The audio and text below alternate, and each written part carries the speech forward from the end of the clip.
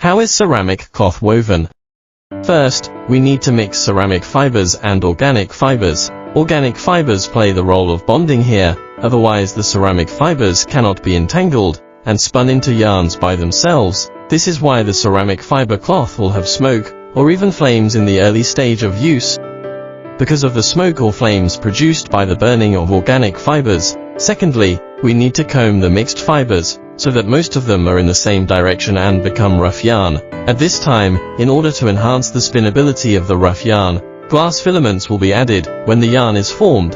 This will increase the strength of the yarn. However, the glass filaments added at this time have a temperature resistance of only 550 degrees, so the stainless steel wire must be added at the end, so as to ensure that the ceramic fiber cloth can work normally even if the glass filament is melted under a high temperature environment of 1000 degrees. The next step is the spinning process. The rough yarn with glass filaments will be twisted and wound on the spinning machine to form a spun yarn. This kind of spun yarn is the raw material that can be used to produce ceramic fiber textiles.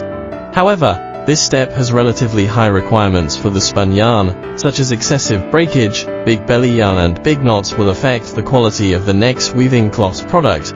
Therefore, different machines and processes and management level will directly affect the quality of the final textiles product. As the raw material of warp and weft yarn, spun yarn is weaved on the loom to form ceramic fiber cloth. The ceramic fiber cloth produced by this old machine is slower, but it can guarantee the product quality very well. Workers can stop at any time to check whether there are broken warps, wefts, rough knots and defects on the cloth surface. We have 12 looms like this, each of which can produce 5 rolls of cloth per day. We only need 7 days to complete an order of 10 tons, enough for a small steel plant for 1 year. After the ceramic cloth is woven, it has to go through the next process: inspection and packaging.